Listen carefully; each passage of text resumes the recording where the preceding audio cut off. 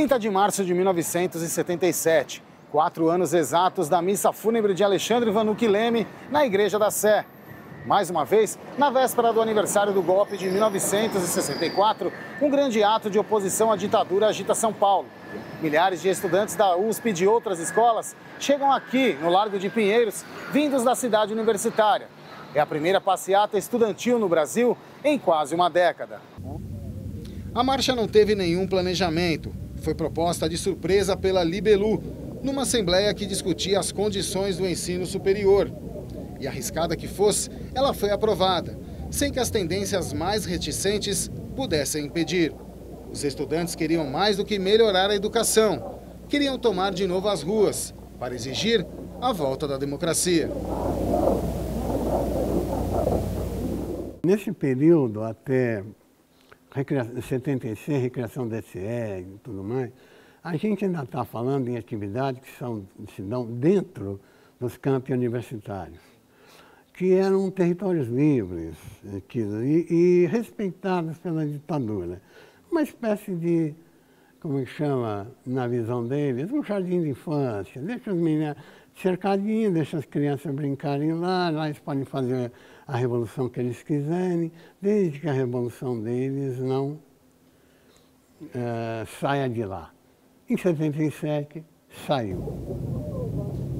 O governo paulista é pego de surpresa.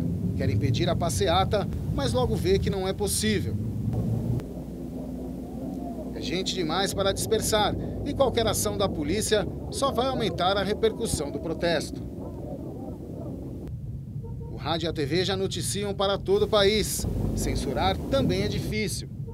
A ordem é acompanhar de perto, sem intervir. Quando os estudantes cruzaram o portão e puseram o pé fora da universidade, o primeiro prédio que tinha era o prédio da Academia Polícia Civil, que em 5 segundos, evidentemente, notificou as demais unidades de polícia de que os estudantes tinham saído. Aí, pensa num aparato policial mobilizado, de grandes proporções, mobilizado em 15 minutos.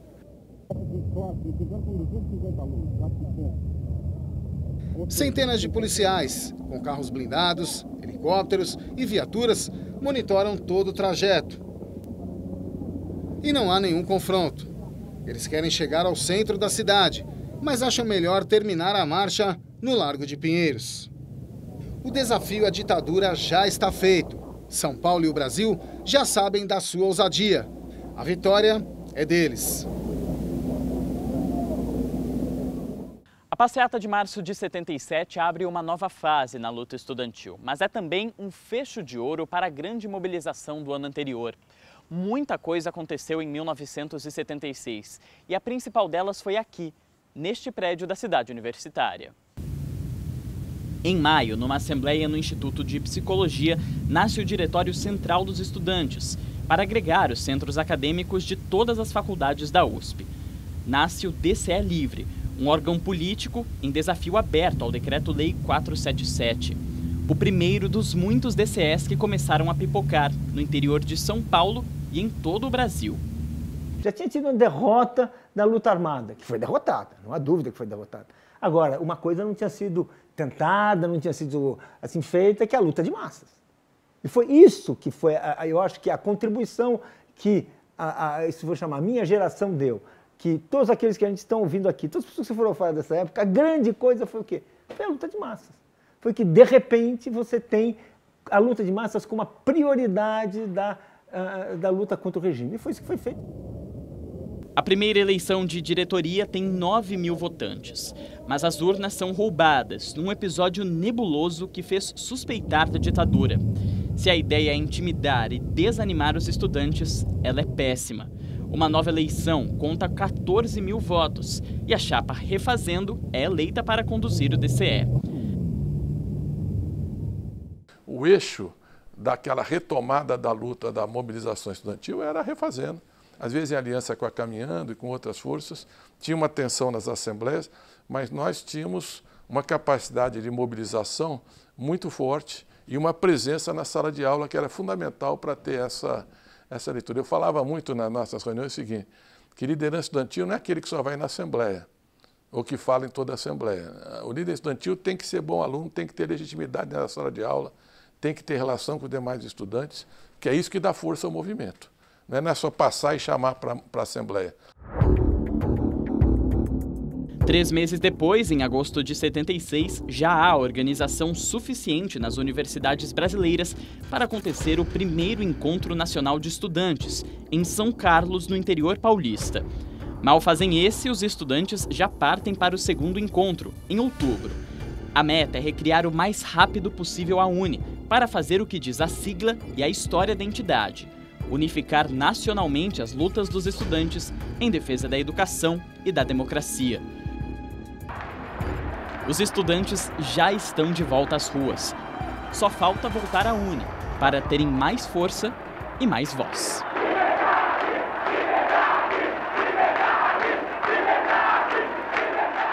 A passeata de março de 77 traz os estudantes até aqui, o Viaduto do Chá, que há 130 anos liga o centro histórico de São Paulo ao lado novo da cidade. Um marco simbólico de transição para o futuro, como o movimento estudantil também vai ser. 77 foi um ano que enfrentou a ditadura e viu que ela não tinha dentes, não tinha tantos dentes quanto ela tinha. Ela tinha perdido os dentes que ela tinha até então, ela já não estava com essa bola. E o ano que abriu a porta para a democracia passar.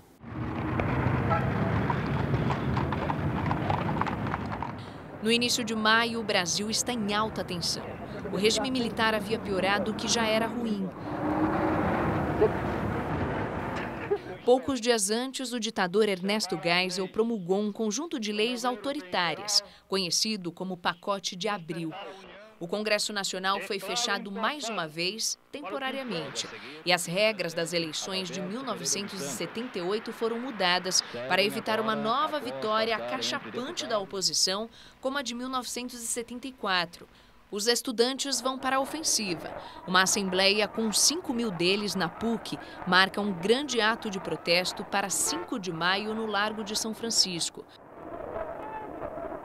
O dia chega e o quórum dobra. Agora são 10.000, reunidos no coração estudantil de São Paulo. Eles decidem sair em passeata até a Praça da República, 1 quilômetro adiante, mas encontram a polícia no meio do caminho.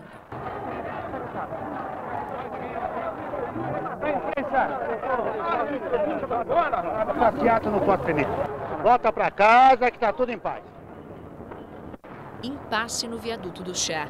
Os estudantes não conseguem ultrapassar a barreira da tropa de choque. Mas, novamente, como aconteceu em março, eles são muitos. Gente demais para dispersar a cacetetes e jatos d'água, diante de uma multidão de testemunhas.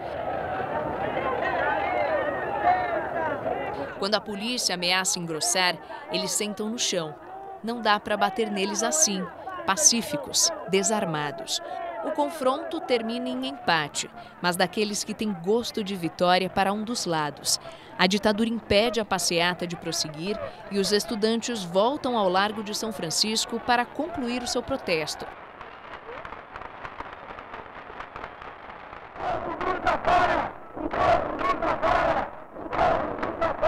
A torcida é toda deles. É bom aproveitar agora, porque o jogo vai engrossar, e muito. O que aconteceu a partir do ano 77, quando entrou em 78, que aí começou realmente o grande movimento de massa, diversos setores fazendo greves, manifestações, atos de todo tipo, onde a coisa explodiu mesmo do ponto de vista de conquistar as ruas, porque fazer atos de rua, fazer greves, então era muito arriscado até que os estudantes tivessem experimentado isso e rompido com isso. As greves operárias começam em maio de 78. Depois vem a luta pela anistia em 79. Depois eu não sei o que vem em 80. O fato é que uma coisa depois da outra, e de alguma maneira foi a conjunção desses esforços todos que conseguiu produzir alguma coisa parecida com o que teria sido a derrota da ditadura.